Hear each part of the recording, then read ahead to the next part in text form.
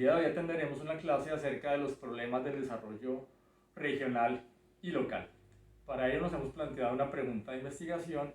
y es realmente concluir si la descentralización política, fiscal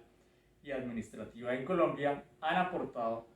al fortalecimiento de la autonomía territorial y por tanto al mejoramiento de la calidad de vida en los territorios. Para ello tenemos que entender un poco, en primer lugar, lo que es la geopolítica internacional. Recordemos que, todo este tipo de reformas aparecieron en el mundo y particularmente en América Latina después de lo planteado por el Consenso de Washington, donde exponentes como Ronald Reagan y Margaret Thatcher plantearon lo que en el enfoque neoinstitucional se conocen como las reformas de tercera y cuarta generación, orientadas justamente a reducir el tamaño del Estado y a dejar en el mercado funciones de redistribución, de generación de riqueza y de mayor bienestar. Estas reformas, que se pueden entender un poco bajo el paradigma neoliberal, pues justamente planteaban que hubiera más mercado y menos Estado. Ese, digamos que era uno de los fines que perseguía, digamos que esa reunión de las grandes potencias mundiales para poder adoptar el enfoque de la globalización que ya se venía implementando a nivel mundial después de la Segunda Guerra Mundial y que no había llegado a América Latina y mucho menos a Colombia en la década de los años 80.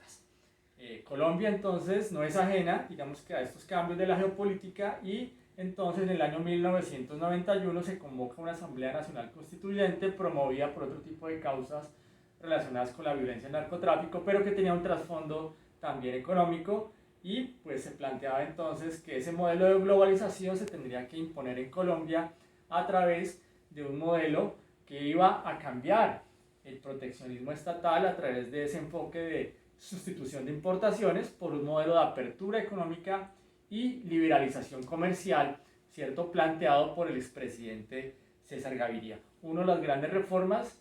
planteadas por la Constitución Política en Colombia es que pasamos de ser un Estado de Derecho a un Estado social de derecho y pasamos de ser un Estado central a un Estado descentralizado, que es el que nos va a ocupar un poco para plantearnos como problema el desarrollo local en nuestro país. La descentralización, entonces, como una respuesta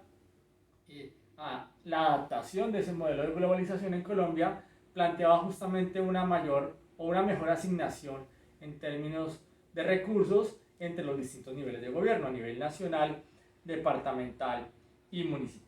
Entonces cambiamos un poco ese modelo de estado de bienestar, del welfare state, a un estado empresario, a un estado competitivo, a un estado productivo. Es decir, el cambio del modelo cambió los principios de la función administrativa en Colombia, porque ya no solamente se perseguían el cumplimiento de ciertos beneficios sociales, sino que realmente el Estado tenía que regirse por los principios del management, de la esfera de lo privado, como lo era la eficacia, la eficiencia, la productividad y la competitividad.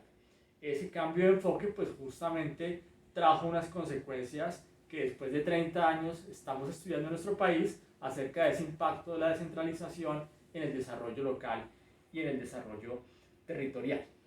Este modelo pues iba acompañado de una descentralización de funciones y competencias por parte del Estado-Nación hacia los departamentos y municipios. ¿Y cuáles eran esas funciones o esas competencias descentralizadas? Pues justamente la atención de servicios públicos domiciliarios, la atención de servicios de saneamiento, agua potable y alcantarillado, pero también la provisión de bienes públicos como son la salud y la educación, consagrados como derechos fundamentales en la Constitución Política de Colombia. Entonces, esa descentralización fiscal, política y administrativa en sus tres dimensiones realmente han aportado muy poco justamente a la solución de los problemas del desarrollo territorial y local. ¿Por qué? En términos fiscales, simplemente hay que decir que el 90% de los municipios en Colombia son de categoría quinta y sexta. ¿Qué quiere decir esto? Que son municipios que tienen no más de 10.000 habitantes y que solamente tienen la capacidad de recaudar menos de 5.000 millones de pesos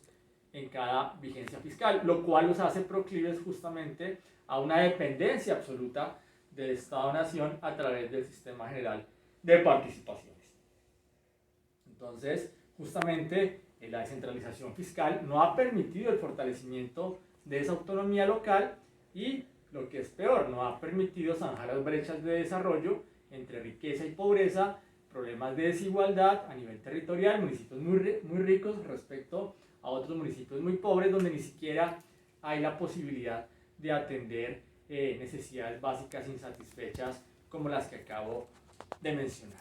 Entonces, en ese sentido hay que recordar que los ingresos corrientes de los municipios no alcanzan para poder solucionar los problemas en el territorio. Si usted analiza la base predial y el impuesto de industria y comercio, se dará cuenta que el catastro, por ejemplo, en la mayoría de los municipios no se actualiza hace más de 30 años, o que el impuesto de industria y comercio en municipios de quinta y sexta categoría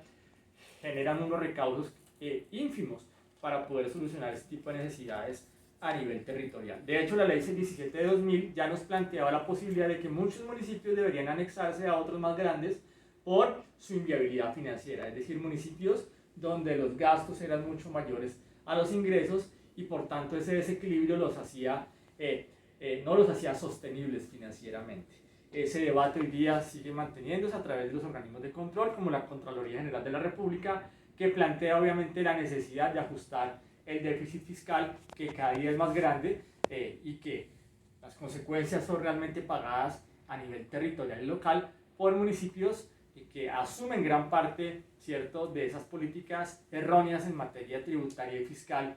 que vienen agrandando el déficit fiscal en nuestro país. Es decir, desde lo fiscal dotamos de un modelo de descentralización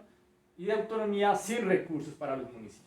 La segunda gran dimensión es la dimensión política. Entonces, las autoridades locales deberían ser elegidas de manera autónoma por parte de la ciudadanía en un sistema político que no tiene la capacidad de garantizar el ejercicio de la democracia, porque las campañas políticas en nuestro país pues, son financiadas justamente por los particulares y no por el Estado. Entonces no hay una mayor democratización en términos políticos, justamente porque nos enfrentamos a ese problema de la democracia local y territorial. Y justamente la última dimensión es la administrativa de municipios que no tienen las adecuadas capacidades para administrar sus asuntos públicos, es decir, gerentes públicos o alcaldes, concejales, diputados y gobernadores que no tienen la capacidad para gobernar porque no tienen el conocimiento o porque simplemente no tienen las capacidades y habilidades para tomar mejores decisiones y solucionar los problemas de manera estructural y no simplemente de manera coyuntural. Es decir, la descentralización desde lo fiscal, lo político y lo administrativo realmente no ha podido solucionar los problemas del desarrollo regional y local y más bien se ha convertido en un problema en sí mismo para los alcaldes, gobernadores, diputados y concejales a nivel territorial. Como conclusión, debemos decir entonces que es necesario fortalecer la autonomía de los territorios locales, aplicando los principios de la función administrativa, como son la subsidiariedad, la complementariedad y la concurrencia, para que realmente estos municipios puedan tener un soporte por parte del Estado-Nación y no simplemente lanzarlos al vacío, asumiendo unas competencias para las cuales no están preparadas, pero también se sugiere un reto de acompañarlos en la actualización del catastro si lo que queremos es mejorar la posibilidad de recaudar ingresos corrientes mucho más amplios. Deberíamos, a través del Estado-Nación, a través del DNP y el IGAC, pues acompañar a los municipios en la actualización de su base catastral para generar mejores recursos a nivel del impuesto predial. Hay muchísimas otras alternativas que las estaremos desarrollando en desarrollo pues justamente de este curso, que tiene como objetivo plantearnos cuáles son las soluciones a los problemas del desarrollo local y territorial que han hecho que Colombia sea un estado justamente con grandes desigualdades, con grandes disparidades y con unas brechas en la distribución del ingreso enormes en nuestro país.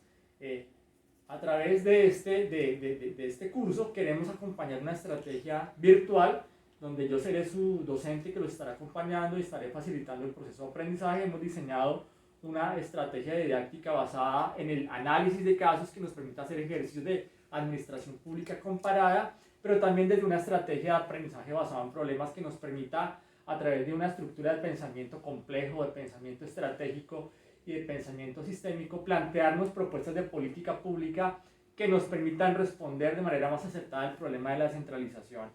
en Colombia. Tendremos objetos virtuales de aprendizaje, foros de discusión y de debate sincrónicos y asincrónicos, donde plantearemos preguntas problematizadoras, donde todos estaremos participando, y finalmente, pues justamente desarrollaremos actividades colaborativas y actividades individuales desde una estrategia justamente de construcción social del conocimiento. Así que bienvenidos a este curso. Estamos pues para lograr nuestras competencias planteadas en el sílabus y obviamente que podamos en este curso tener una visión crítica y proactiva acerca de los problemas del desarrollo de nuestro país. Muchísimas gracias.